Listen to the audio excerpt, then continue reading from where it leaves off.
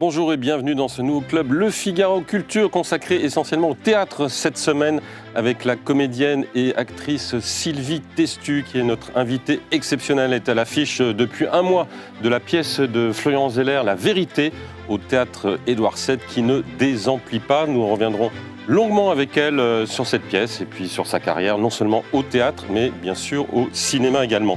Avec mes deux autres invités, Dominique Poncet et Bernard Babkin, nous évoquerons ensuite la bonne santé des pièces à caractère historique, comme en ce moment Les Collectionnistes, L'Injuste ou Le Prix avec Pierre Arditi. Et puis en fin d'émission, bien entendu, le tour de table des coups de cœur de mes invités. Le club Le Figaro Culture avec Sylvie Testu, c'est tout de suite après le générique.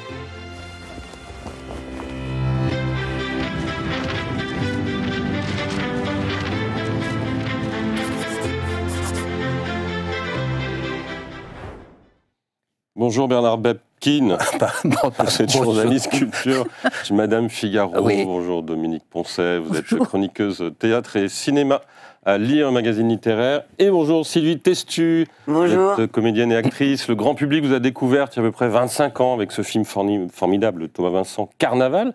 Vous avez ensuite enchaîné les grands rôles dans Les Blessures assassines, Stupeur et Tremblement, Sagan, bien entendu, qui a fait de vous une des actrices les plus populaires. Mais vous n'avez jamais délaissé le théâtre, qui est votre deuxième passion. Comme dit souvent Fabrice Lucchini, il faut 2 jambes pour marcher. C'est le cas chez vous. Ah, c'est bien ce qu'il dit. Moi, je suis d'accord. Et de la même façon qu'au cinéma, vous alternez entre des films d'auteur et des comédies plus légères, au théâtre, c'est la même chose. Vous alternez entre du théâtre un peu exigeant, comme Vitesse, comme Horvat, et puis des choses plus légères, comme en ce moment la pièce de Florian Zeller, même s'il y a un petit côté Harold Pinter quand même, mais un peu plus léger. Plus débridé. C'est La Vérité. Alors, La Vérité, c'est une pièce de Florian Zeller, qui est un de nos plus grands dramaturges contemporains. Vous avez pour partenaires Stéphane De Groot, Stéphane Facot et Clotilde Courreau. C'est mis en scène par Ladislas Chola. Est-ce que tout ça, pour autant, explique l'incroyable engouement pour cette pièce qui a commencé il y a un mois, est pleine à craquer jusqu'au mois de mai, va sans doute reprendre en septembre, va partir en tournée. Ça fait longtemps qu'on n'a pas vu un tel succès. Comment vous l'expliquez, vous ? Après, on va venir évidemment en détail sur cette pièce, mais... Je ne sais pas si on arrive à expliquer ça, un succès aussi fort. C'est vrai que nous aussi, on est surpris, hein, et on n'arrive pas à inviter de personnes, par exemple, parce qu'il ne reste même pas de strapontin par moment. Mais, alors, c'est vrai que la pièce de Florian Zeller, il paraît que c'est une des pièces les plus jouées, françaises, les plus jouées au monde.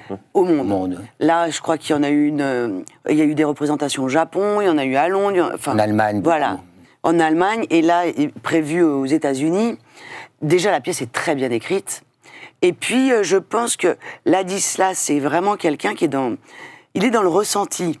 C'est-à-dire que son émotion le guide. Après, je dis pas qu'il réfléchit pas, hein, mais il est d'abord guidé par l'humanisme, par le sentiment, et ensuite, il se débrouille pour mettre ses sentiments devant. Je crois que c'est ça que les spectateurs voient. C'est pour ça que les gens rient. Parce que rien n'est fait de façon efficace et de façon grossière. C'est-à-dire qu'on rit quand on ne s'attend pas à quelque chose. On rit parce qu'un sentiment est là, et il est rompu d'un coup. Et donc, pour ça, il faut être dans l'instant présent. Et il est comme ça, Ladislas Chola. Et Stéphane De Groot aussi. Mais il y a le thème aussi qui ne ment pas, franchement. Surtout dans le couple. Surtout dans le couple. Enfin, dans les couples, en l'occurrence. Surtout partout. Non, voilà. donc le thème est universel quand même. Et chez les spectateurs, parce que devant moi, j'avais un couple déjà pas tout jeune, mais assez chic. Et chaque fois que le mari mentait, dans la pièce, la dame lui filait un coup de coude à son propre mari. Je veux dire qu'il ne mentait pas si bien que ça, peut-être, ce monsieur. Il est toujours à côté de gens qui font des trucs spéciaux au théâtre. non, mais c'était drôle. À part ça, il y en a beaucoup qui font des choses spéciales oui. Au théâtre. Mais oui, sûrement que les discussions derrière, quand le rideau retombe à la fin, on aimerait bien les entendre. Entre ceux qui doivent camoufler les choses, mais on entend des rires par moments qui sont tellement forts, où on se dit, ça sent le vécu là quand même. Beaucoup. Voilà. Mais vous racontez un peu oui, bien sûr. Le thème un peu. On va le raconter. Je vous propose d'abord de regarder la bande-annonce, ça donnera un petit élément, et ensuite de revenir sur le détail de cette pièce absolument désopilante, La Vérité de Florian Zeller. Ton mari, ça va ? Hein ? Comment va-t-il ? Qui ça ? Mais Paul. Tu veux pas qu'on parle d'un autre sujet ? Et tu ne ressens jamais de culpabilité ? Vis-à-vis de qui ? De ta femme, par exemple. Hein ? Si, un peu. Vincent, Oui, ma chérie. pourquoi tu me mens? Moi? Mais tu me prends pour qui? Pour un type qui annulerait une réunion sans raison valable? Pour voir une autre femme en cachette? Parce que c'est ça que t'es en train d'insinuer. Je pense à Paul, et j'ai l'impression de vivre dans le mensonge permanent. Dans le mensonge. Oui, permanent, Où tu vois du mensonge? partout. Mais tu lui mens pas, Alice. Tu lui dis pas la vérité. Pas la même chose. Je voulais te parler d'Alice, justement. Pour tout te dire, j'ai l'impression qu'elle me trompe. Tu te fais des idées, enfin réfléchis. Alice. Non, je te dis, je le sais. J'ai aucun doute là-dessus. Mais c'est affreux. Non, c'est banal. Et on sait qu'elle est l'enfoiré qui... Oh non, mais je me demande forcément qui c'est. Ouais, forcément. Oui, c'est forcé, oui. Oui. Ah, franchement, tu trouves ça drôle? Oh, ça va, je voulais tester ton alibi. Comment tu peux me faire des choses pareilles? La vérité au théâtre, Édouard VII. Bernard, vous avez l'air d'avoir envie de résumer. Bon courage. Ah ben non, c'est difficile à résumer. C'est difficile à résumer, parce qu'il faut pas... Ben, c'est un monsieur qui trompe sa femme, bon, donc ça c'est classique. Et puis elle en a un peu marre parce qu'il se voit qu'une fois de temps en temps et elle décide de rompre, c'est ça. Et lui, il n'a pas tellement envie, donc il se rattrape aux branches. Et puis après, on apprend, mais on ne peut pas raconter parce Ben non, que on chaque peut fois pas c'est le une dire. surprise en Non, surprise, pas de folie en folie. C'est une sorte de félo pinterien qui fait que on se rend bien. C'est lui qui est prisonnier de ses propres mensonges. C'est lui qui commence à mentir et il est englouti dans un mensonge collectif qui est incroyable parce que son meilleur ami lui fait croire que sa femme que ça fait beaucoup de trucs hein, et c'est irrésistible. C'est-à-dire que tout le monde ment. Il pense surtout réussir à très bien manipuler les autres. Il ne faut jamais présager du fait que l'autre est moins intelligent que soi. Et c'est l'erreur qu'il fait. C'est lui qui se fait avoir. Voilà, c'est ça. Ou moins Complètement. intuitif. Voilà, exactement. Mais en termes d'écriture théâtrale, je trouve ce qui est remarquable, c'est que d'habitude, les spectateurs savent des choses que les acteurs ignorent.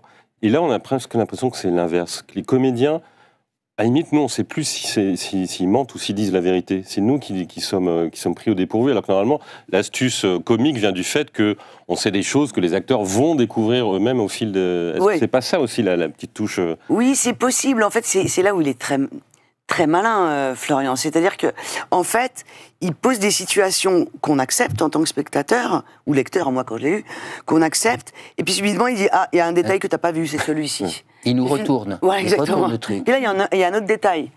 Et ça s'arrête jamais. C'est pour ça que les gens disent c'est plein de rebondissements.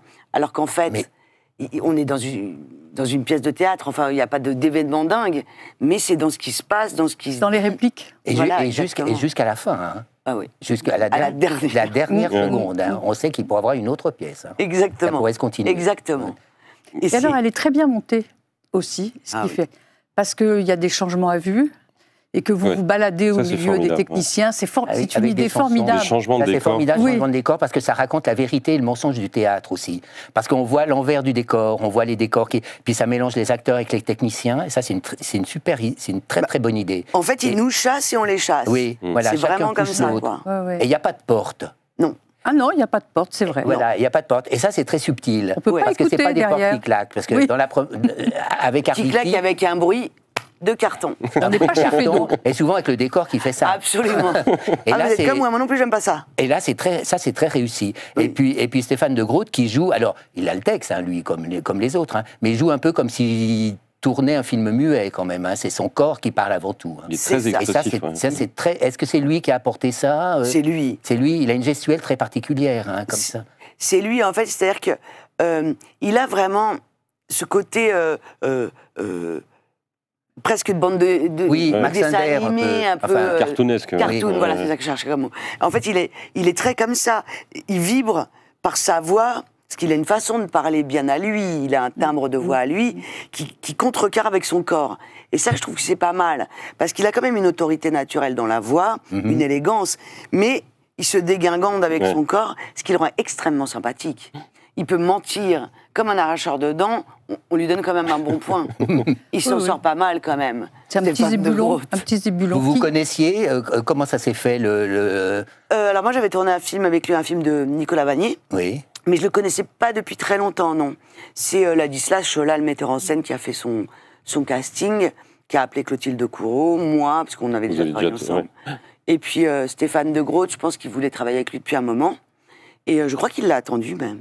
Ah, d'accord. Je crois, il me semble. Et je trouve que c'est un très bon choix, parce qu'au départ, tout le monde se souvient, c'est une pièce qui a été déjà montée, elle avait été écrite pour Pierre Arditi. Et Fanny Cotenson qui jouait votre rôle. Qui faisait votre rôle. Pas du tout comme vous, c'est rigolo, je suis allée revoir. La pièce a été filmée curieusement en entier, et on peut la voir sur Internet. Elle est plus clownesque, plus cartoonesque, c'est vrai, cette version-là, que la première. Voilà, c'est ça. Et en fait, tout le monde se disait, oh là là, il paraît que la pièce était formidable, Pierre Arditi était un immense acteur. Et qu'est-ce qu'on fait après, quoi? Qu'est-ce qu'on fait après? Et en fait, la question s'est quasiment pas posée, tout le monde est arrivé. Et c'est pas qu'est-ce qu'on fait après, c'est qu'est-ce qu'on fait maintenant. Oui. Voilà. Donc, et tout le monde a joué ce jeu-là, et ça s'est fait assez naturellement. Moi, par curiosité, j'avoue, je suis allée regarder quelques petits vous êtes allé voir extraits, une fois qu'on avait fini de répéter. Ah oui. Pour voir. Oui, c'est vrai que c'est pas du tout la même pareil, pièce. pas du tout. Pas du tout. Je me demande si on rit au même moment, d'ailleurs. Oui, moi aussi. Mais qu'est-ce qui vous a plu dans l'écriture, justement, de cette pièce quand vous l'avez découverte? Je trouve qu'il y a une insolence, et puis c'est très élégant. Je trouve qu'on peut rire sans tomber dans quelque chose qui est lourd, qui est gras. C'est assez rare. Et puis des personnages de femmes qui sont drôles, enfin moi, on m'a jamais proposé d'être un clown pendant au moins une scène. J'ai une scène, moi, où vraiment, c'est une récré, quoi. Je rentre là et je me dis, voilà, je le fais. On me demande d'hurler sur scène, j'hurle. Ça m'arrive jamais, mais jamais. Et vraiment, j'y vais avec bonheur parce que j'entends cette salle qui éclate de rire. Pour moi, c'est un cadeau. Hein. Vous changez des choses par rapport au public, justement, d'une soirée à l'autre, quand vous sentez que le public est plus... Je crois que c'est l'erreur à pas faire ça. Il faut tenir. On ne peut pas faire un métier en se disant je vais m'adapter à ce qu'ils veulent. On ne vend pas un produit. Bien sûr. Donc je crois que ça serait l'erreur à ne pas faire. Moi, je ne me pose pas du tout la question. C'est arrivé des jours où il rit moins, on continue. Parce qu'en fait, c'est à nous de les embarquer. Ce n'est pas à eux de nous faire jouer comme ils veulent. Ce n'est pas nous qui nous déplaçons dans leur salon. Bien sûr. C'est bien eux qui viennent au théâtre. Et ils viennent voir quoi? Ce que nous, on propose. Donc il ne faut pas changer les choses. C'est une question de rythme aussi, vous pourriez perdre le rythme. Ah, ça, c'est quelque chose qu'on peut perdre tout le temps. Voilà, non, mais justement, donc, il faut l'avoir dans la tête quand on rentre en scène. Non, moi, une chose que je découvre maintenant et que je ne savais pas faire au tout début, donc il y a certaines de mes répliques qu'on n'a pas dû entendre dans les premières représentations, je ne savais pas attendre... La fin des rires. Absolument. Et on me disait, attends la fin des rires, sinon on ne t'entend pas. Et les premières fois, c'est très bizarre de garder le sentiment et de continuer sa suspendu, phrase. Ça y est, maintenant on s'y fait, quoi. C'est un apprentissage. Mais au départ, c'est vrai que c'est un exercice encore... c'est un autre exercice, quoi. C'est vrai que c'est radicalement différent de la pièce précédente. Oui, mais ça... C'est le jour et la nuit. Vous êtes une championne du grand écart, hein, quand même, avec la pièce précédente, qui était... Tout le monde le savait. Tout le monde savait, qui était donc... C'était inspiré de la vie de Valérie Bacot. Voilà. Qui était une jeune femme, enfin qui est une jeune femme encore, hein, mais depuis l'âge de 12 ans, elle avait été battue, violée, séquestrée, prostituée, voilà, par son beau-père, et qui est devenu son mari, et qu'elle a fini par assassiner. Et donc j'étais seule en scène, et je faisais tous les personnages, dont l'avocate qui l'a défendue, quand elle est passée aux assises, et les enfants, elle. Et c'est vrai que c'est un luxe de pouvoir faire un grand écart comme ça. Oui. Moi, je ne le prends pas comme quelque chose de « waouh, j'ai un métier difficile », c'est au contraire. J'ai adoré faire ce seul en scène, qui a très bien marché aussi. Les gens sortaient beaucoup moins guillerets, hein, je dois dire la vérité. Ben oui, mais on ne venait pas pour rire non plus, on venait pour... D'ailleurs, je conseillais aux gens de venir pas seuls, mais à deux. Et à chaque fois, ils me disaient « t'as bien fait ». Ils ont adoré, mais à chaque fois, ils me disaient « t'as bien fait », parce que là, il va me falloir 1 heure pour redescendre. Et là, qu'on me propose cette comédie... Oui, mais qui n'est pas une comédie pure, c'est-à-dire qu'il y a aussi une forme de réflexion, de profondeur sur la notion de mensonge, qui est la définition du comédien, mais ça va au-delà, c'est-à-dire que on ment aussi pour ne pas blesser quelqu'un, pour ne pas lui faire de la peine. On tourne autour de cette idée-là, que le mensonge n'est pas forcément un péché ou quelque chose... Alors, moi, je dirais que c'est une comédie, mais qui n'est pas creuse, en fait. Oui, c'est ça. On peut parler de sujets profonds, de sujets lourds, mais en faisant une comédie, en faisant rire. C'est exactement ce que fait Florian dans cette pièce. C'est-à-dire qu'il continue de se poser des questions sur l'intégrité, la vérité humaine ou pas. Cette phrase, je crois, je ne sais plus très bien, on vérifiera, mais il me semble que c'est Voltaire qui dit « Toute vérité n'est pas bonne à dire, On doit dire la vérité, mais toute vérité n'est pas bonne à dire. Voilà. Et donc, il joue avec ça tout le temps. Est-ce que là, on dit la vérité? Est-ce que là, on le fait pas? Et il y a du mensonge dans le couple, du mensonge entre amis, mais du mensonge par rapport à lui. Il se prend pour qui, à un moment? On le voit. Et on sait que quand on écrit, on s'investit dans les personnages. Donc, les questions qu'il a dû se poser à l'écriture... Moi, par exemple, je ne me suis jamais posée, quoi. Et j'adore. C'est formidable. Il faut être très, très vrai pour explorer ses failles. Il faut faire preuve de sincérité. Et c'est ce qu'il fait dans son texte. Vous avez parlé un peu avec lui, justement, de ce texte, avec Florian? Oui, on en a parlé beaucoup. Et par moments, même il a des recommandations, des choses comme ça, ou des didascalies ou des... Ouais, au départ, nous, on était comme le public, en fait. On avait un train de retard à chaque fois. On se disait, mais pourquoi là, à ce moment-là, il se passe ça? Il disait, regarde dans la scène d'à côté. Tu vois, tu auras la réponse. Donc, amorce pour que là, ça marche. En fait, c'est ça qui est génial pour tous les acteurs, en fait. Florian, il a écrit un texte qui est magique. La première scène envoie la deuxième, qui envoie la troisième, qui envoie la... Jusqu'à la fin, où c'est une sorte de feu d'artifice, où on a enfin la résolution. Si jamais on rate certaines informations, que le public n'accède pas au côté incongru d'une situation dans la deuxième scène, parce que chacun a une partition, à part Stéphane de Groot qui traverse toute la pièce, on a chacun un rôle bien précis. Si on rate, on n'arrive pas à cet apogée à la fin. Et c'est écrit comme ça, son texte. Comme des poupées russes, un peu. Chaque fois, on découvre une autre petite poupée, une autre, qui nous emmène encore ailleurs, et puis on ne sait plus où on en est. Exactement. Mais il faut les envoyer chacune, voilà, dans le bon ordre. Exactement. Et donc, on en parlait avec lui beaucoup. Il disait que, oui, il avait vachement réfléchi à ça. Et que, pour lui, oui, il l'a écrit pour Pierre Arditi. Parce qu'il savait que Pierre pouvait faire rire et est très élégant. Et qu'il ne sombrerait pas dans un mensonge lourd, quoi. Mais il a quand même beaucoup parlé de son fil rouge à lui, qui est la sincérité. Il y a des gens qui mentent avec sincérité.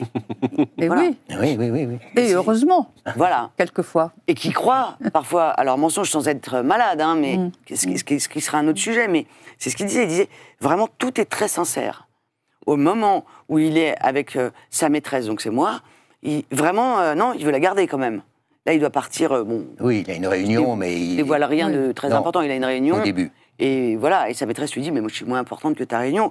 Quand il se rend compte qu'il va la perdre, il n'y a plus de réunion. Donc il est sincère malgré tout dans cette relation, même si jamais... On ne sait pas très bien si c'est par amour ou pas, ou c'est parce qu'il est vexé lui-même d'être abandonné. Non, on ne sait pas. On préfère dire que c'est par amour, mais moi je préfère dire que c'est par amour. J'imagine qu'il n'a pas pris sa décision.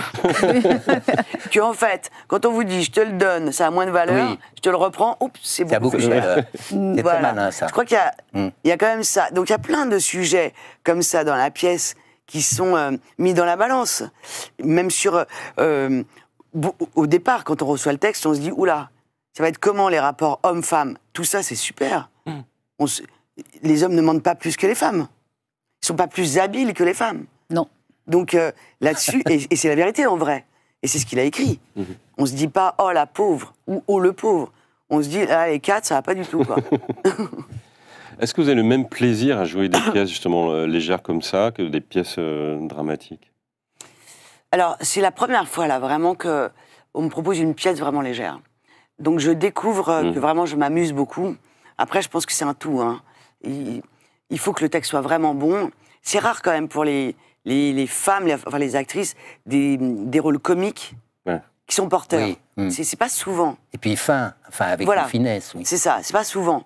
Donc moi, j'en avais lu où je me sentais pas trop, en fait. Je me disais, on a toujours envie d'essayer quelque chose qu'on connaît pas. Mais quand vous dites, moi, je suis battue d'avance, c'est peut-être pas la peine d'y aller, quoi. Là, j'avais vraiment très envie. J'avais un peu le trac, hein, je dis la vérité, mais je me rends compte avec bonheur que je m'y sens très bien, quoi. Mais on dit souvent en France qu'on met les acteurs dans des cases. Alors vous êtes l'exemple contraire, hein, absolument, parce que vous êtes dans aucune case. Dans toutes les cases. Vous êtes dans toutes les cases. Non, mais c'est vrai, tragique, comique, les films, l'écriture aussi, parce qu'on attend de nouveaux livres. Ouais. Et 10 ans. Et ça fait longtemps. Hein. Ah oui, ça fait 10 ans. Hein. Mais en fait, je peux pas écrire si c'est pas obligatoire pour moi. Si je me dis pas, si mon livre sort pas, je vais faire une dépression nerveuse. Et là, c'est pas le cas. C'était pas le cas. Ça y est, il m'est arrivé des événements qui méritent que oui. Mais non, voilà, pendant 10 ans, bon, j'avais écrit ce que j'avais sur le cœur, quoi, qui me taraudait. Vous savez, quand vous couchez et que vous dites, faut que je me relève, faut que j'aille écrire ce truc. Là, vous savez que vous avez un livre. Mais si j'écris parce que je m'ennuie, même moi, j'ai pas envie de l'écrire, donc personne ne voudra le lire. Hein. Oui, tranquille. Voilà. Donc, je préfère... Oui, parce qu'il y avait une dimension autobiographique dans Gamine, dans Il n'y a pas beaucoup d'étoiles ce soir. De toute façon, je ne me permettrais pas d'inventer un truc, je ne sais pas, je le sentirais pas. Donc, j'aime bien me trahir avec sincérité, de nouveau, trahir ce que j'ai traversé pour en sortir quelque chose. Dire, moi, en tout cas, je l'ai vécu comme ça. Même si ce n'est pas exactement la vérité, c'est mon ressenti, il est comme ça. Et de prendre des choses qui m'ont affecté et d'en faire marrer le lecteur, quoi. Se dire, au final, on est tous au milieu. C'est ce que raconte cette petite Sibylle, parce qu'elle s'appelle Sibylle. C'est presque ma petite sœur dans tous les bouquins. Ce qu'elle raconte, cette petite Sibylle, elle dit, bah regarde, on est tous en train d'essayer de se débrouiller, quoi. On n'est pas si mauvais tous. Et là, il y en a un qui est mauvais. Il lui est arrivé un nouveau truc, alors. Ouais, la pauvre, elle a eu plein de malheurs l'année dernière. Ah oui. Elle a eu plein de malheurs. Et on va les connaître quand? Bah, il faut que je continue. D'accord. Elle est en train. La grande est en train. Pour rebondir sur ce que dit Bernat, c'est aussi rare que des actrices ou des acteurs arrivent à cocher toutes les cases, parce que on vous catalogue, et quand on vous a catalogué dans une case, on ne veut pas de vous dans l'autre. Est-ce que vous avez déjà senti cette réticence de certains en disant elle allait faire une comédie, elle allait jouer je ne sais quel film, Cocorico, je sais pas quoi, donc je n'en veux plus, ou au théâtre, maintenant qu'elle a fait ça, je n'en voudrais pas ou jamais? Non, je crois... C'est assez miraculeux quand même. Ah oui. Et le public vous accepte dans toutes ces cases-là, c'est ça qui est formidable aussi. Alors, non? Au début... Il me semble que...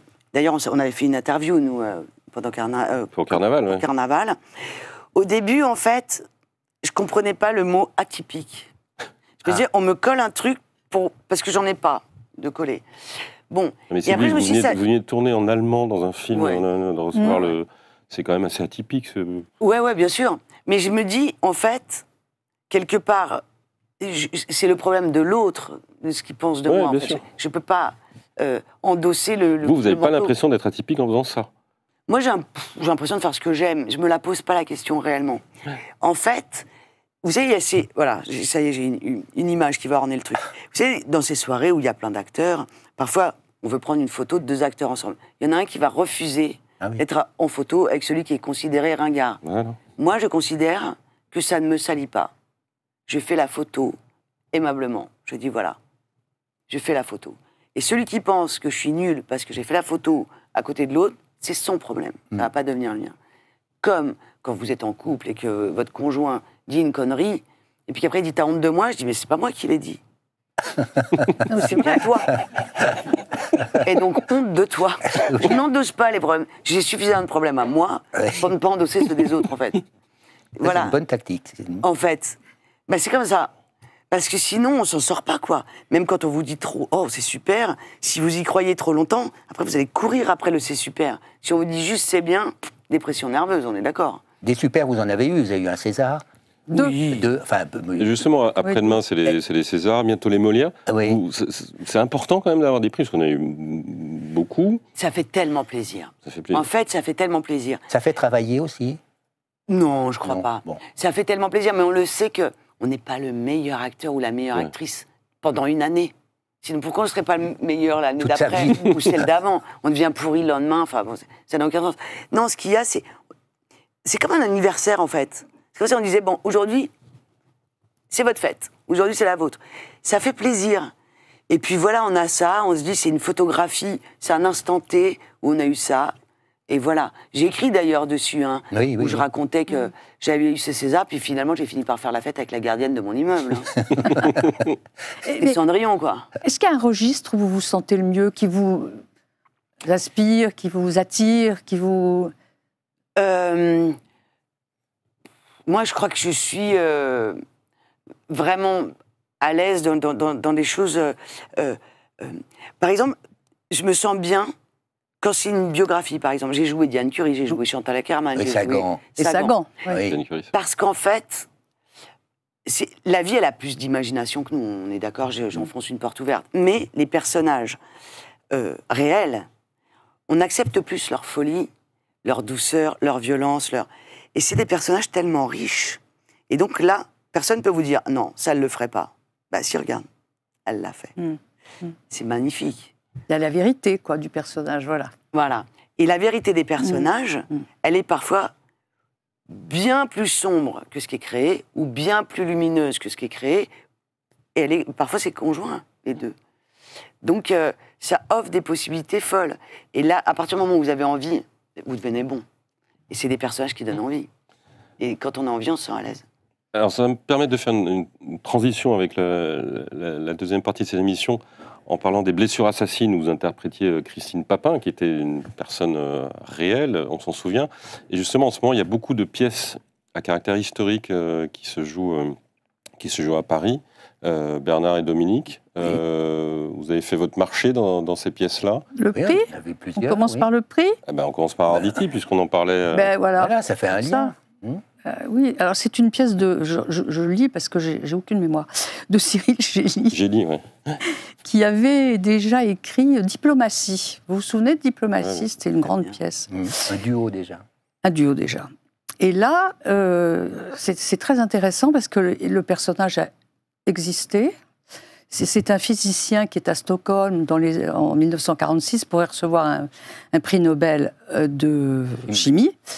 Et il attend d'aller faire son discours, et tout d'un coup, dans sa chambre d'hôtel, entre une femme avec laquelle il a travaillé pendant 30 ans, et avec qui tous les deux, ils ont presque découvert la chose pour laquelle il va avoir son prix. Et elle lui demande pourquoi elle n'est pas associée à ce prix. Et il y a une discussion formidable entre les deux, mais vraiment formidable, sur pourquoi il a été comme ça, pourquoi, parce que c'était une femme, alors elle était juive, alors chacun a des arguments, elle était juive en Allemagne, donc il l'a aidée à s'extrader. À Stockholm, mais, oui. Voilà, il l'a aidée à s'extrader, mais en même temps, il n'a rien fait pour qu'elle soit reconnue non plus. Donc ils ont chacun des arguments et chacun se court après comme ça. Alors ils ont des colères, ils ont des moments d'amitié quand même, de tendresse, parce qu'ils se rappellent le temps ancien.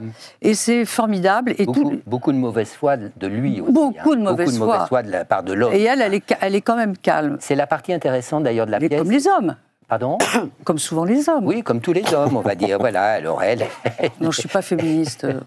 C'est la partie assez intéressante de la pièce, c'est quand ça bascule un peu vers un féminisme quand même, parce qu'elle défend son pouvoir, enfin son rôle de scientifique. De scientifique, voilà. Elle est physicienne, lui il est chimiste, et c'est grâce à ces deux pouvoirs, à ces deux savoirs, qu'ils ont inventé la fission nucléaire, en même temps la bombe. Mais bon, et sans elle, il n'aurait rien fait. Enfin, il n'aurait pas eu ça, ce prix Nobel, et sans lui, elle ne l'aurait pas fait non plus. Donc ça, c'est la partie assez intéressante où elle revendique quand même cette invisibilité.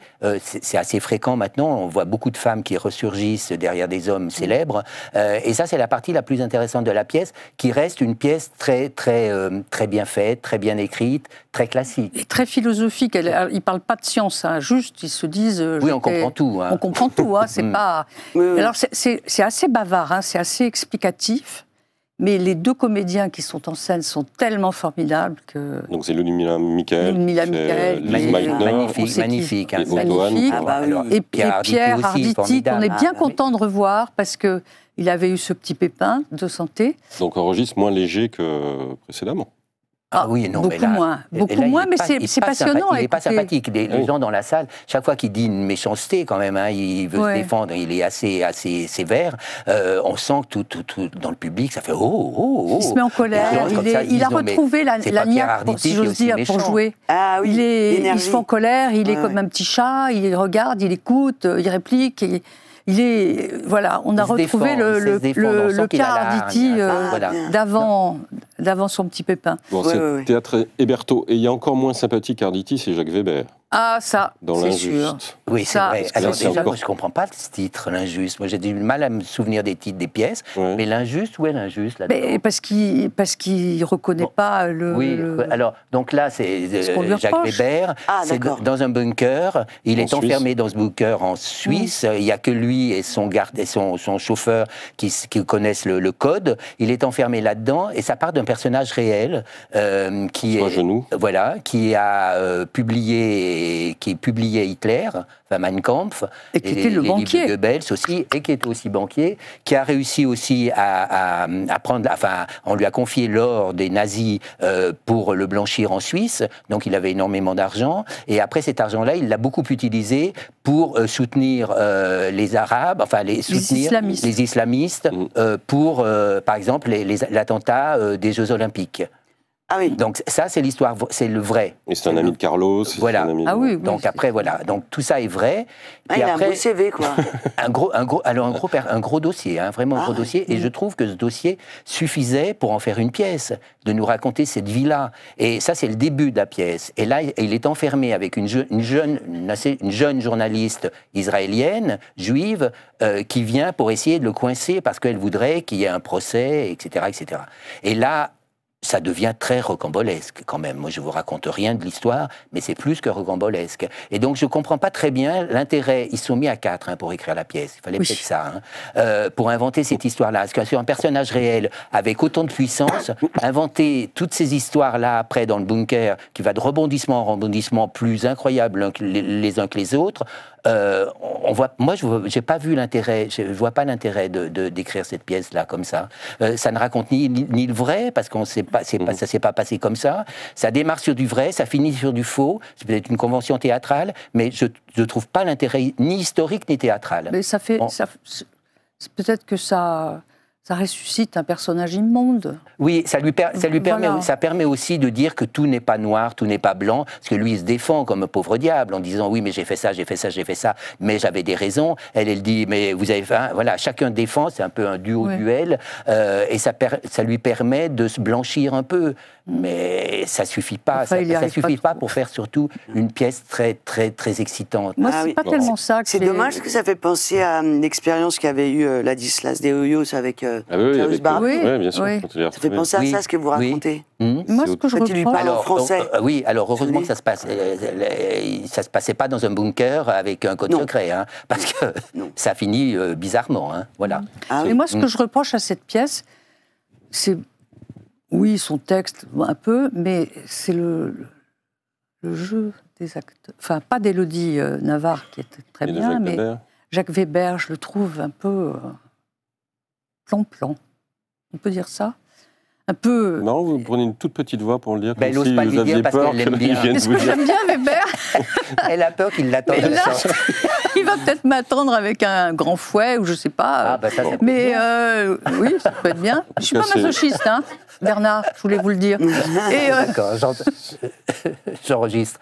Mais non, mais lui, c'est vrai qu'il a. il a ses tics d'acteur depuis oui. quelques années. Il se prend le menton, voilà, il prend son temps. Il est un peu pontifiant, il est un peu là, pontifiant, il est voilà. assis, Et c'est dommage, parce qu'il peut être l'acteur que l'on connaît, quand même, Ah oui. merveilleux.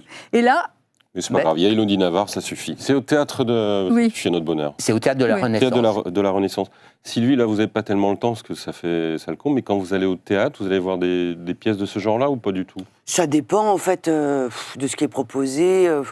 Moi, je suis assez éclectique, hein, quand même. Hein. Je vais voir un peu tout. Là, par exemple, je voulais voir Le Soulier de Satin, je pouvais pas, parce que c'était... C'est un peu long. vous allez... Ça, Ouais, et j'étais en répétition, donc je me disais peut-être que je vais avoir la chance, mais non. Vous aviez joué du Claudel, non? Oh non, au conservatoire, j'ai Au travaillé avec conservatoire, Claudel, ouais. mais j'ai jamais, non. Non, non. Parce Dans que les le point de classes- départ, c'est le théâtre quand même, non? Parce qu'on dit qu'il y a le cinéma, la Non, littérature. alors moi j'ai commencé Non par tourner, alors en Allemagne, Oui, il c'est y a le fait premier film référence. en allemand. Et ensuite, je voulais vraiment entrer au conservatoire, oui. Oui. Et je m'étais dit, si sans ça, j'arrêterais. Je sais pas pourquoi, Ça j'étais avait très bien passé au élitiste à l'époque. conservatoire. Ouais. C'est pas l'endroit où je me suis le plus amusée au conservatoire, mais je le dis d'ailleurs assez librement, hein, j'ai préféré travailler avec des élèves que j'ai rencontrés, croisés dans des cours privés, je peux le dire, ou Bien sûr. avec Oui. Florent. Florent, oui, oui. J'ai préféré travailler directement sur des plateaux de tournage, essayer, parce que ça avait une incidence. Le conservatoire, bah voilà, j'ai trouvé ça plus confortable. Institutionnel. Ouais, voilà. Et je crois que j'avais du mal à redevenir élève, quoi.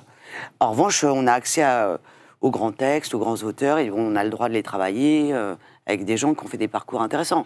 Ça, c'est sûr. Par exemple, rentrer à la Comédie Française, ça vous aurait pas forcément emballé? Non, parce que, encore une fois, j'avais besoin de vraiment me balader De partout. papillonner, quoi. Ouais, voilà, c'est ça.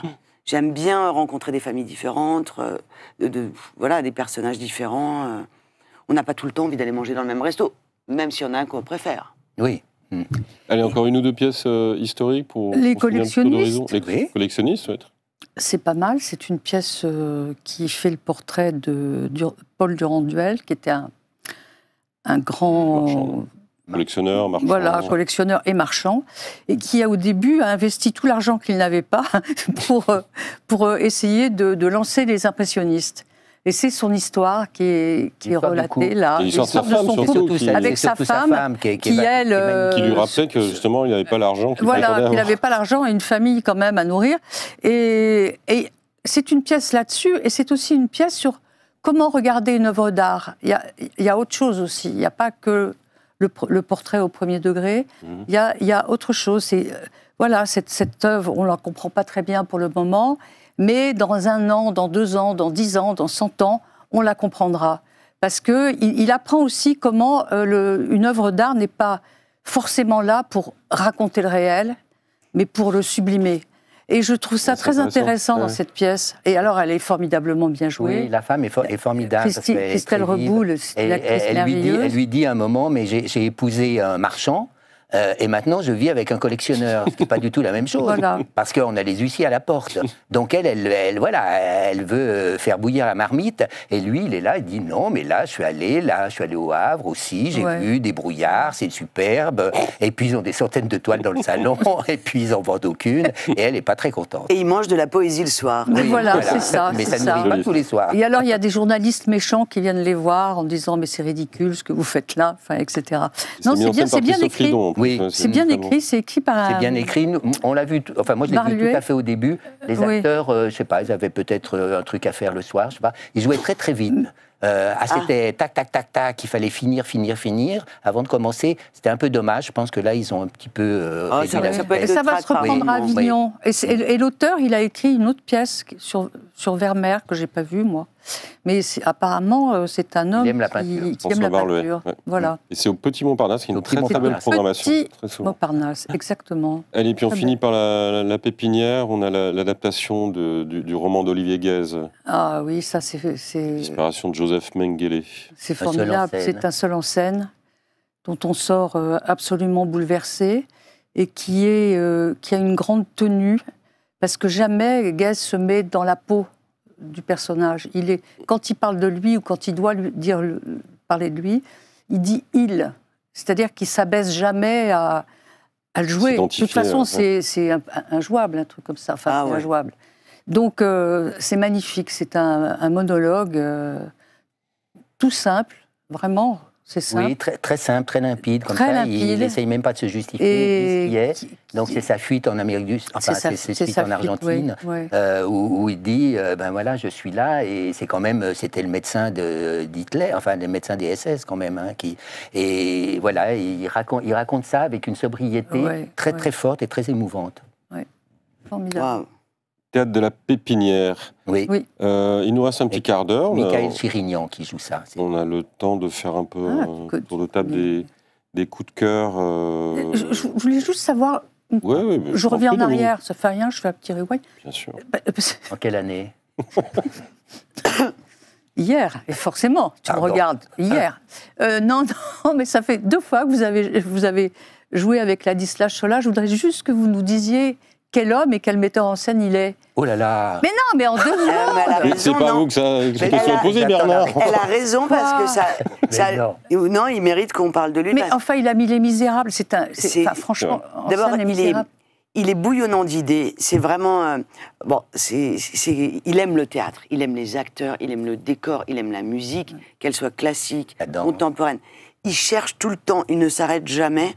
Et surtout, ce qu'il a à Ladislas, c'est que, en fait, il voit quelque chose et il se dit comment je le rends plus beau, Alors, il ne peint pas, mais malgré tout, avec toutes ces touches de couleurs qu'il met partout, donc c'est misérable. J'ai pas vu Molière, moi, mais donc voilà, il est tout le temps comme ça. Et ça fait 30 ans, moi, que je le connais. Je l'ai rencontré, il était assistant, et déjà, il était comme ça. De Bourdet, non? Il n'a pas été chez Bourdet. Exactement. Et à l'époque, je venais de finir Carnaval, et une de leurs actrices la plus jeune, c'était l'atelier de Grimbert, qui était monté par Gildas Bourdet à Hébertot. Ouais. Et la jeune actrice était tombée malade, et on m'appelle, je ne sais pas pourquoi les gens disaient « Oh, elle a une super bonne mémoire. Est-ce que tu peux reprendre ?» Ça se trouve, c'est Le vrai. truc. Oui, c'est vrai, j'ai une bonne mémoire. Enfin, c'est pas non plus en faire une réputation folle, quoi. Mais bon, comme toutes les actrices, je crois. Et en fait, bon, bref, ils m'ont appelé. Je dis OK, en une semaine, il fallait jouer 10 jours. Et il était là, il me faisait apprendre le texte. Et il notait des petites choses à chaque fois. Il me disait, là, tu pourrais éclater de rire, là, tu pourrais faire. Il était assistant. Ah oui. Ah oui. Donc il était déjà dedans. ouais. Il était déjà dans le détail, dans les choses. Moi, j'étais en train d'apprendre mon texte. J'étais bien loin d'interpréter quoi que ce soit. Donc je dis, après, je dis quoi? Il dit, là, tu pourrais rire. C'était super. Et c'était une expérience géniale. Et après, voilà, il m'a proposé de jouer à Édouard VII aussi, à Marivaux. Je l'ai fait et c'était vraiment bien. Il nous a mis dans les années folles. les C'était années délicieux, ce spectacle. Je me souviens Voilà. très bien. Voilà. Et je me souviens très bien, même ça, sur son décor, je ne sais pas si vous vous souvenez, il y avait des marches. C'était un jardin extérieur. Il y avait des marches. Et puis je lui dis, avec mes talons, je ne peux pas descendre, je suis obligée de descendre de travers, parce que les marches ne sont pas assez longues pour que mon pied se pose. Il me dit, c'est pas grave, descendre de travers, c'est tellement beau. Il s'en fichait. J'ai dit, bon, bah, Non, mais la transposition était très, très, très maligne, parce que C'était réussi. quelquefois, ça peut tirer par les cheveux. Mais là, c'est joli. Ouais. bah, c'était beau, parce qu'en fait, il y avait toutes ces intrigues amoureuses, tout ce truc de nouveau, parce qu'il aime ce qui est très élégant. Et dans les années folles, on se dit, ben voilà, ils avaient un peu de temps pour la séduction, un peu de temps pour la tromperie et la machination. Et ça veut dire que quand c'est bien écrit, quand les relations sont sincères, bah, ça passe les années, les siècles. Oui, bien sûr. Et les lieux, quoi. Il n'y avait pas d'intérieur. Tout se passait dans ce jardin. Il n'y avait pas de choses différentes. C'est moi avec mon micro, là, non? Non, Qu'est-ce qui se tout va passe? Non. J'ai entendu à Larsen, non? Non. Ah non. Non, il n'est pas Enfin, là. voilà. Donc tout était dehors. Tiens, d'ailleurs, pour parler, je ne sais pas si on a une seconde, mais Ouais. je fais référence quand même au fait que les femmes scientifiques Oui. sont souvent moins reconnues que les hommes. Il y a cette phrase de... Tout le monde parle de cette anecdote avec Marie Curie. On lui disait mais qu'est-ce que ça fait d'être mariée à un génie? Elle disait, je ne sais pas demander à mon mari. Ah, c'est extra. Il faut avoir de l'esprit. Hein. Super. Parfait. Il y a des gens qui ont de l'esprit comme ça, elle en avait. Si c'est la vérité qu'elle a dit, je ne sais pas demander à mon mari, c'est magnifique. Ah oui, c'est Et formidable. on se souvient d'elle. Oui, Ce qui est c'est bien, vrai. c'est d'avoir des actrices qui ont de la mémoire pour se souvenir de cette anecdote. Merci. Bah, tu penses que quand on entend ça, on se dit, waouh. Bon, allez, les coups de cœur. Écoute, Bernard. moi j'en ai ajouté deux, je le fais très très vite. Ah bah oui. Non, mais un coup de chapeau à Vincent de Dienne pour son adaptation. Vincent de Dienne, non, Oui. pour son adaptation du journal de Jean-Luc Lagarce, Ah oui. qui est vraiment avec une jeune femme qui dessine sur une tablette et ça fait les décors, tout ça. C'est Et magnifique. comme vous disiez, coup de chapeau, Vincent de Dienne, je pensais que vous alliez reparler du chapeau Ah oui, en du chapeau Italie. de paille d'Italie. Ah non, Ah non. non, c'est trop subtil. Non, je n'en suis pas là. Non, mais là, il est formidable. La pièce après, la pièce de Lagarce après, bon, j'en parle pas. Elle est bien quand même, Bernard. Pas un peu ennuyeuse, c'est une succession de monologues quand même un petit peu qui, voilà. Mais silence pour moi. Sinon, ça s'appelle plus un coup de cœur. Mais bon. Voilà. Non, L'autre il coup de parle de cœur, celle mais d'avant. très rapide, c'est parce que je l'ai vu en last week-end. C'est une comédie dite de boulevard, mais qui est tellement faite avec sincérité puis avec bonne humeur que ça vaut le coup. C'est Lily et Lily de Barry et Grady. Mais franchement, ça vaut le coup parce que Michel Bernier le fait avec beaucoup de sincérité. Et je trouve que quand on est sincère au théâtre, bah, c'est toujours payant. Voilà. Ça, c'est voilà. D'autres coups de cœur. Ah bah oui. Coloratour. Oui. Coloratour, ça c'est au théâtre La Bruyère, c'est un duo, c'est une pièce américaine qui a déjà été adaptée au cinéma aux États-Unis, en France c'est Marguerite aussi. avec Catherine Fro. Voilà, c'est donc cette femme qui est milliardaire, qui Jenkins, héritait d'une Parker. fortune colossale et qui chantait, qui était soprano coloratour et qui chantait comme un pied, mais elle était persuadée qu'elle chantait bien, comme deux pieds, elle. Hein, donc, et elle louait tous les plus grands théâtres, et le Carnegie Hall et tout ça. Et elle engage un pianiste qui se dit, je vais gagner ma vie. Et c'est cette relation entre le pianiste et elle, et c'est magnifiquement mis en scène d'une façon très sobre, très simple, etc. Et c'est une vraie chanteuse qui fait le rôle, parce que c'est toujours dur de mal chanter quand on sait bien chanter. Ah, oui. Là, c'est dur. Hein. Je ne sais pas ça, moi je chante très mal. Enfin, On ne connaît pas ce c'est plus dur de sentiment. bien chanter quand on chante mal, quand même, que de Oui. mal chanter quand on chante bien. Voilà, mais après, donc du coup, à la fin, elle chante quand même bien pour montrer qu'elle sait chanter. Et c'est une pièce très émouvante, une mise en scène très, très délicate, subtile, avec pas grand-chose. C'est très, très beau. Dominique. Je vais y aller. Dominique. Oui, mais Non, c'est vrai. un coup de Ouais. cœur. Oui. Non, t'as pas de Écoute, cœur. j'ai un petit coup de cœur, c'est Don Juan. Je vais t'étonner. Ah. Le Don Juan de Tigran, alors je sais pas, Tigrane. mais qui Tigrane. Tigrane. oui, Mekhitaryan. Mekhitaryan, voilà, merci. Pourquoi il y a un M à Don? Ça a toujours été comme ça. Ah non, non, souvent Bah, il y a si. un N. Enfin bon, là on n'est pas en cours de français, mais... Donc Mais cet homme-là, cet homme-là est un homme qui adore Molière et qui l'explore d'une drôle de façon. Il le remet au goût du jour. Mhm. Enfin, À notre époque, quoi. notre époque. Il voilà. a monté 4-5 Molières. déjà. Oui, il a monté étant Les Malade Fourberies, imaginaire. l'Avare, etc. Et là, c'est Don Juan. Et il garde le texte de Don Juan, mais il rajoute des petites choses, un petit peu, quelquefois On peut pas dire grivoises. ici. Mais c'est rigolo. Par exemple, je suis pas actrice. Hein.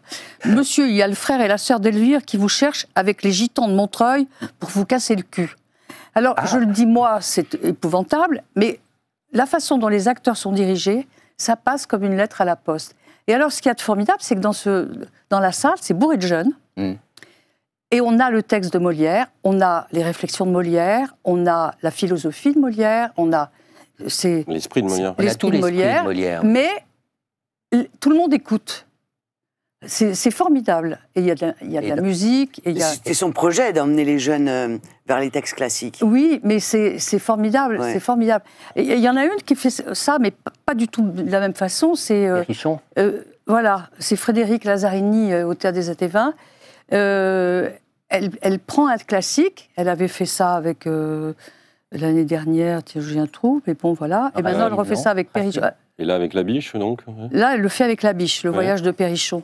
Et c'est un spectacle d'une fraîcheur incroyable. C'est une histoire c'est un vaudeville, hein. Donc elle le montre comme un vaudeville. C'est très coloré. C'est joué vite. C'est joué bien. C'est joué malicieux. Et on retrouve, enfin. Mais là, c'est pas transposé. Non, c'est pas transposé. Non, elle respecte les trucs, mais on sort de là et on a l'impression d'avoir vu une pièce d'aujourd'hui, Ouais. alors qu'en fait, c'est dans le jus. C'est Ouais. dans le jus, mais du jus un peu épicé, quoi. Là, c'est vraiment charmant. Voilà, c'était mon petit coup de cœur aussi. Il donne envie d'aller au théâtre. Bah oui. Ben oui, mais il y a plein de trucs On à peut dire voir. une méchanceté. J'aimerais bien. Mais oui. Attendez, Bernard franchement. Babkin veut dire une méchanceté. Non, mais parce que j'en ai marre d'être gentil. Oh non. C'est la révolte. Parce que là, Il on n'a a pas dit- eu son quota. J'ai pas eu mon quota de méchanceté. Non, parce qu'on voit pas que des choses formidables. Ah non. Donc, et là, Hélas. moi, j'allais assez confiant voir, je ne vais Oui. pas faire de jeu de mots sur le titre, mais Encore une journée divine. Bon, Ah. Voilà, donc encore une soirée ratée. Donc, et j'y allais avec tout mon cœur, hein, parce que Réparer les vivants, le metteur en scène avait adapté et mis en scène Réparer les Mélisse de vivants. Carangal. De Mélisse Carangal, qui était formidable, Ouais. une adaptation formidable. Là, il adapte un texte américain de Denis Michelis, qui est l'histoire d'un psychiatre, enfin un psychothérapeute, qui est enfermé dans un hôpital et qui parle à son médecin et à son infirmière. Et je crois que là, l'erreur, enfin, donc tout ça est joué par notre ami François Cluzet. Enfin, qui était votre ami, mais qui va plus Qui va l'être. plus du tout être mon Oui. ami, mais moi, il peut m'attendre à la sortie, c'est pas grave. Mais Je suis pas sûre. C'est plein d'ennemis. Jacques Weber, François Cluzet. Chacun le sien. Non, mais- Et là, cette idée-là, ils veulent. Je comprends parce qu'on en a vu des tas de monologues comme ça de gens qui sont fous dans leur tête, enfin qui tournent en rond dans leur tête et qui disent un peu n'importe quoi, sauf que là, le texte, c'est ni du Beckett, ni du Thomas Bernhardt, donc ça fonctionne moins bien. Et là, l'idée du metteur en scène, de Noblet, c'est d'abattre, ça peut réussir, hein, ce que vous aviez réussi, c'est d'abattre ce fameux 4e mur et de parler directement au public. Donc il s'adresse à nous, et il nous pose des questions, c'est horrible, mais je me dis, mais pourquoi on ne se lève pas pour lui répondre, pour lui dire, ah bah oui, mais là t'as tort, là t'as si, on a envie terriblement, comme dans le film, là, enfin, on a envie de l'interrompre, et on ne peut pas. Donc on est très comme ça, on est renfrogné, et ça fonctionne très pas bien, parce que François Cluzet, dans ce personnage, où il devrait nous embarquer dans sa folie, il nous embarque dans quelque chose qui est pénible, finalement, pour le spectateur, et on n'arrive ni à l'aimer, ni à le détester, ni il devient quelqu'un de neutre, un peu, voilà, comme si on le voyait dans un aquarium. Tellement cet acteur.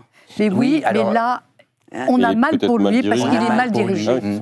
Alors tout d'un coup, il a un colère, comportement un peu comme il sait le faire dans erratique les comme films. ça, il se met à hurler, puis tout d'un coup il est comme ça, on n'entend plus ce qu'il dit, et puis il recommence, et puis on finit par se foutre complètement de son état de... Bah oui, on lui dit rentre chez toi. Franchement, c'est vrai. Et c'est dommage de dire ça. Oui, Ça fait 25 ans qu'il n'était pas monté sur une scène. C'est un très, très, très grand acteur au cinéma, il est formidable, on le connaît quand même, Cluzet. Et là, il n'est pas dirigé, c'est rare les acteurs qui peuvent se débrouiller tout seul. Oui, et tout sonne faux. Il faut quand même un regard extérieur. Et là, on a l'impression qu'il n'a pas de regard. Ou alors le metteur en scène n'a pas osé lui dire. Je ne sais pas, il y a un truc qui ne marche pas, quoi. C'est dommage, c'est vraiment dommage. Alors que parler au public, vous l'aviez fait dans la pièce précédente. Oui, mais le personnage le permettait. Voilà, ça permettait. C'est quand je faisais l'avocate. Voilà, on avait beaucoup d'empathie pour vous, enfin pour les rôles, pour les personnages. Là, on l'a pas du tout, et c'est dommage. Vous savez, j'ai joué à Marseille et j'ai été interpellée. Ah ouais, voilà. Les Marseillais sont plus forts que les Parisiens. Voilà, et je disais, je faisais une avocate, et donc je disais, voilà, alors elle est très connue parce qu'elle habitait là, et je dis, est-ce que c'est normal, hein, je ne sais plus sur quoi, et je dis, c'est normal, il y en a un qui a dit non, je dis, mais vous avez bien raison. J'ai continué, je n'ai pas envie qu'il continue. La pièce, elle va faire 2 heures, mais pour nous, c'est génial, c'était super.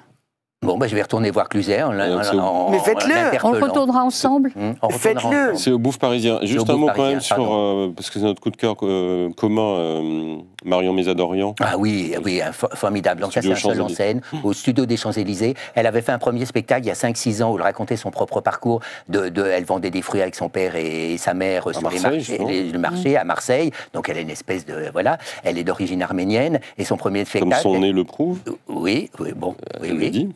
Voilà, c'est vrai aussi. Et puis son débit aussi, hein, elle est très volubile. Donc dans son premier spectacle, elle racontait son arrivée à Paris, le cours Florent, sa première, ses premiers films. Enfin bon, c'était assez drôle. C'était plus que drôle. Et là, elle revient avec un nouveau spectacle qui s'appelle Craquage, où elle a rassemblé toutes les femmes autour d'elle, enfin tous les gens qui craquent dans leur vie. Une vendeuse, la famille, un dîner en famille où on craque, on dit mais vraiment on n'en peut plus du WhatsApp familial, mais t'es un gros con, mais on s'en fout tes enfants, ils sont en bleu, en rouge, en vert, mais on s'en tape.